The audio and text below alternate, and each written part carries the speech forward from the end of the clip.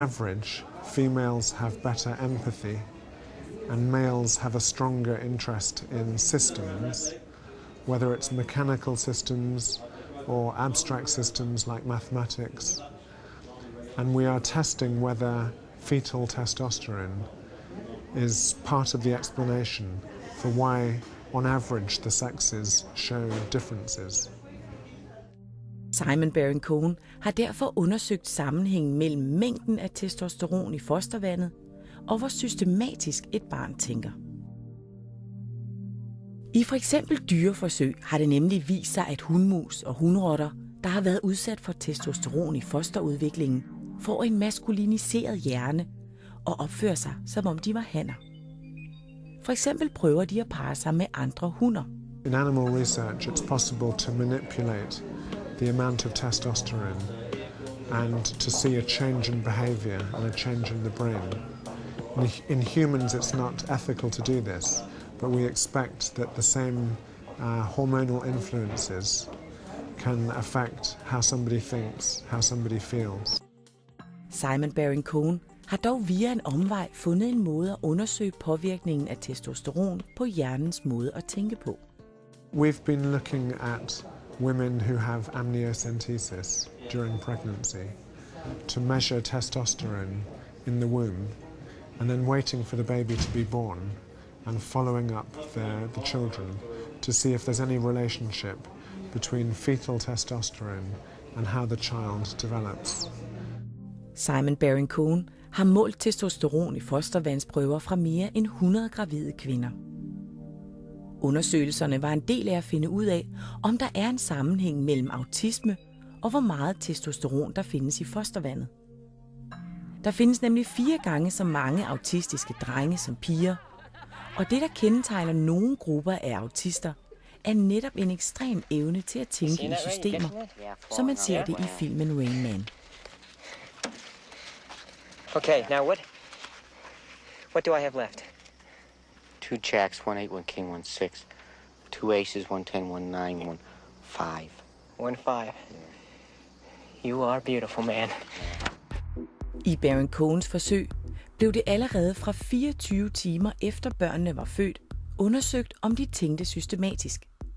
Det skete blandt andet ved at præsentere dem for et ansigt og en mekanisk uro, for at observere, hvad de helst ville kigge på.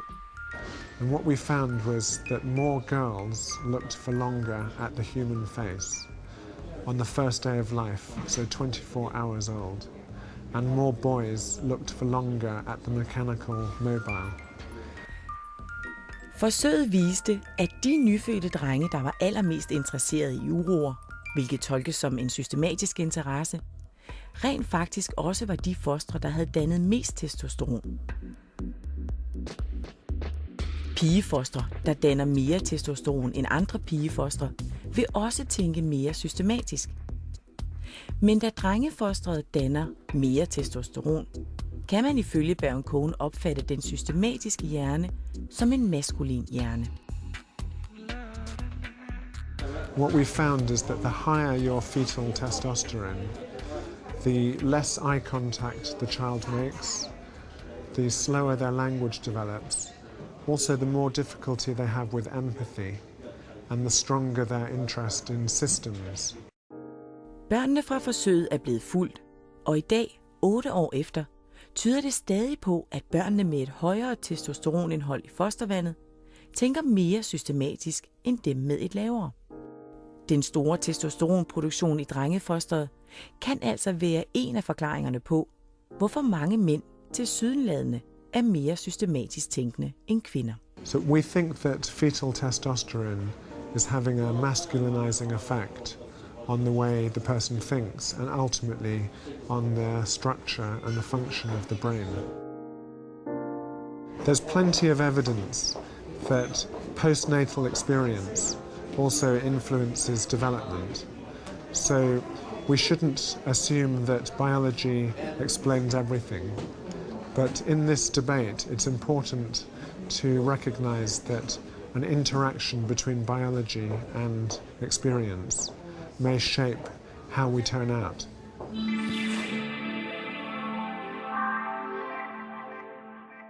Så nu har vi set, hvordan testosteron påvirker mandens hjerne allerede fra fostertilstanden, og hvordan det også påvirker hans fysik, når han er voksen. Så på nogle områder, så kunne man jo godt synes, at det her testosteron, det er noget af et vidundermiddel. Hvorfor kan man ikke bare give det som sådan et ekstra tilskud til morgenmaden?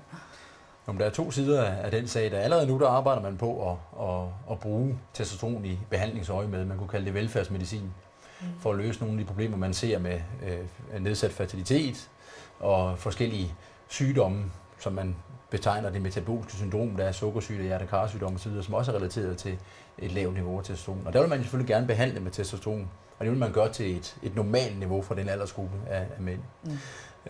Hvis man så skal have nogle af de andre gavnlige effekter af testosteron, så er man måske interesseret i at få en lidt højere dosis, end hvad der normalt er. Og så havner man i det, man kunne kalde doping. Og der er i hvert fald nogle bivirkninger forbundet med det, som ikke er så sjove. Altså der er jo hjerte-karsygdom.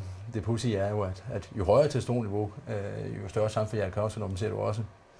Men der er også hele området omkring aggressivitet, altså og vold og så videre. Og hvordan hænger det, altså aggressivitet? Man bliver mere aggressiv, hvis man har et meget højt testosteronindhold. Ja, altså hvis du får altså doper dig til et højt niveau, så ser du en øget aggressivitet ved den her person. Og det vil sige, at man også har kunne forbinde det med kriminalitet, altså vold.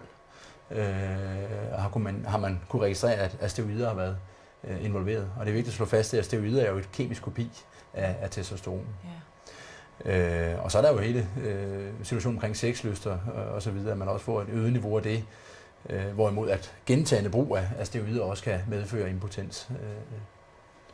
Ja, så det bliver virkelig en balancegang med, at man ikke må give for meget, men man godt måske terapeutisk kunne begynde at bruge det lidt. Jamen det er rigtigt, og det tror jeg også, man ender med en situation, hvor man gør brug af det i kliniske sammenhænge.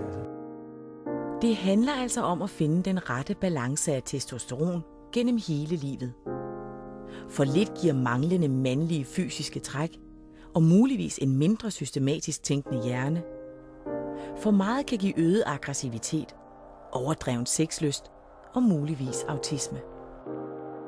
Og så er der undersøgelser, der tyder på, at testosteronniveauet hos den voksne mand spiller en rolle for, hvor intelligent han er. Det forsker professor Helmut Nyborg i.